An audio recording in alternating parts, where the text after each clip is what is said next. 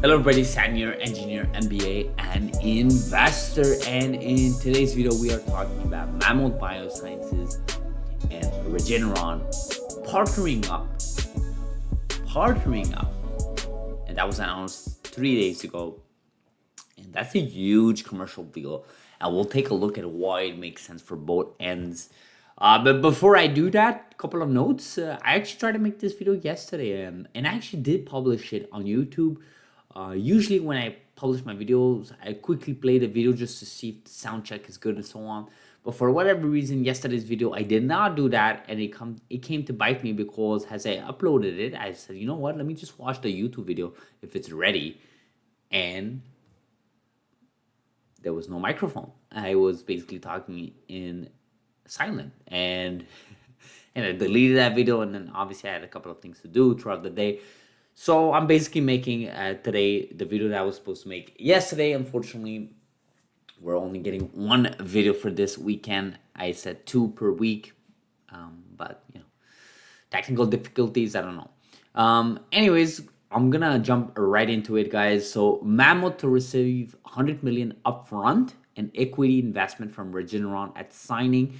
And then we'll take a look shortly how Mammoth is actually getting a lot more than just 100 million. Actually, if they end up getting a target in, it's about $370 million dollars, $370 million for one target, and there may be more than one target, right? Again, these are things that will take years, if not maybe a decade, to pay out, but still, it's some good money in the bank for a private company like Mammoth Biosciences. That's amazing.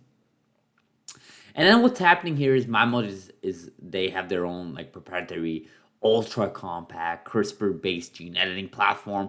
And Regeneron, what they have other than money and other than being big pharma companies and other than having a lot of resources in the commercial side of things, is that they actually have a proprietary delivery technologies to set advanced in vivo programs in multiple tissues and cell types. So what they're working on, Regeneron, is what we call AAVs, right? Viral vectors, right? Now, however they're doing it, it's better than the current traditional way of CRISPR. So we've talked about many times in this channel the way CRISPR is doing it today. There's, I'm talking about the first generation CRISPR companies like CRISPR Therapeutics. There's some sort of chemotherapy that happens in phase zero of the project, right? Of a patient getting enrolled. And that is, taxing on the body. It is heavy on the body, and it does introduce side effects. And a lot of people in this space have always said if CRISPR wants to go to the next leap, they have to work on their delivery methods. It can't just be this, traditional, you know, tough on the body and so on, introduce side effects. It can't be that. It should be something a lot more smoother. And that's why delivery methods have been worked on by different companies. We know Beam Prime Medicine have worked on that. We know other companies have worked on that. In universities have published papers on it, especially in the last 2 3 years. Dr. Liu has talked about that many many times in their expos or even just in interviews and so on. So it's something to be to take seriously when it comes to delivery methods. And Regeneron was like, look, we have a partnership with NTLA. We can't put all our eggs in one basket. We know CRISPR is the future, but we can't put our eggs in one basket. Let's diverse here. Let's see what's in the market. Okay, there are some public companies that are really appealing. Some base editors, prime editors from Prime Medicine. But what if we partner up with a private company that will give us less headache, that will cost us less, and ultimately we'll be getting that high level CRISPR technology that we want. Now, whether it's base editing, prime editors, different Cas12, Cas13, doesn't really matter. These companies, they have shareholders to respond to. Like when we're talking about Regeneron, a company like Regeneron, have a board of directors. It's a huge public company with a lot of history, right? The last thing they want to do is start, diving into, oh, well, we went with this company because, they're doing base editors and we believe base editors. That's not going to fly, right? It's all about the money. It's all about how confident are you on the technology. What preclinical trial studies you have. What's the backing for the company like Mammoth?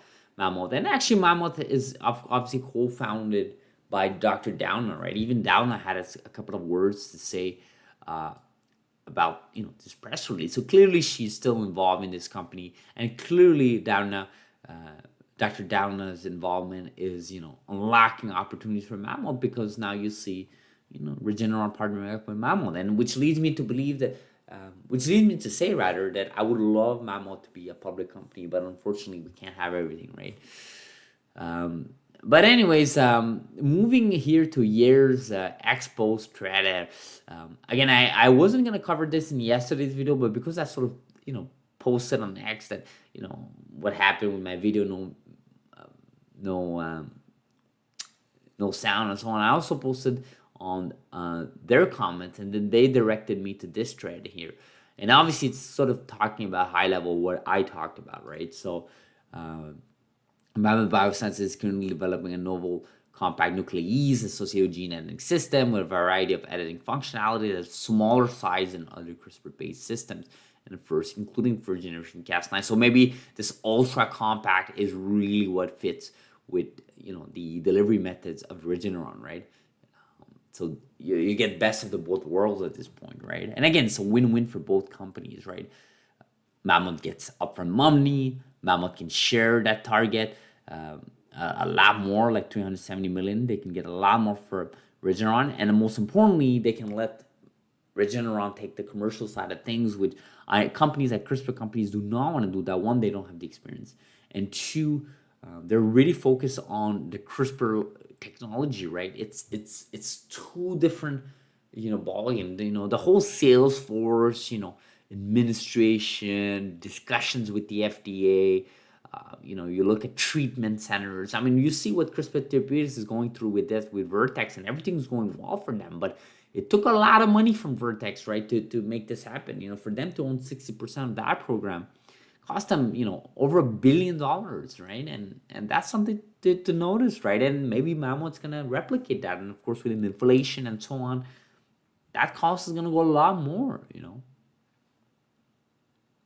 So, like we said, a couple of comments here from the co-founder and CTO of Janice Chan. We have not covered her in our channel in like 2 years, I think.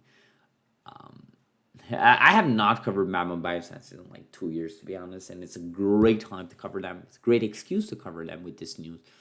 Again, I wish they were public, because believe me, I would invest in this company. I would definitely invest in Mammoth Biosciences. There's something about Dr. Doudna's company that really appeals to me.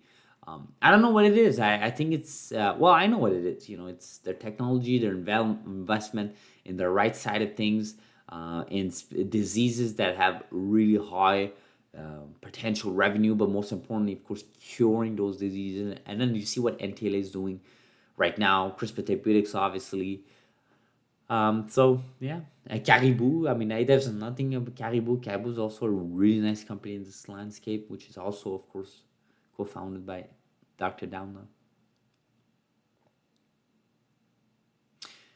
So Regeneron actually had a expanded research with NTLA back in October. I did not cover this. I think I did. Maybe I didn't, but and you see Regeneron proprietary antibody target viral vector technology to jointly advance in vivo program outside of the liver for neurological and muscular diseases. So I think Regeneron is really going all in with these delivery methods, and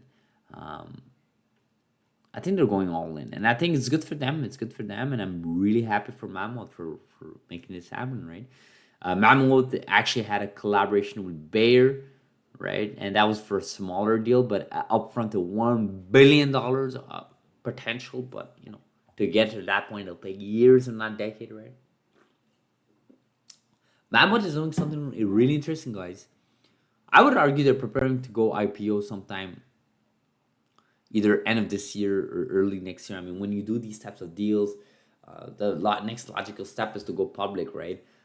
We know Dr. Doudna's companies have always gone public.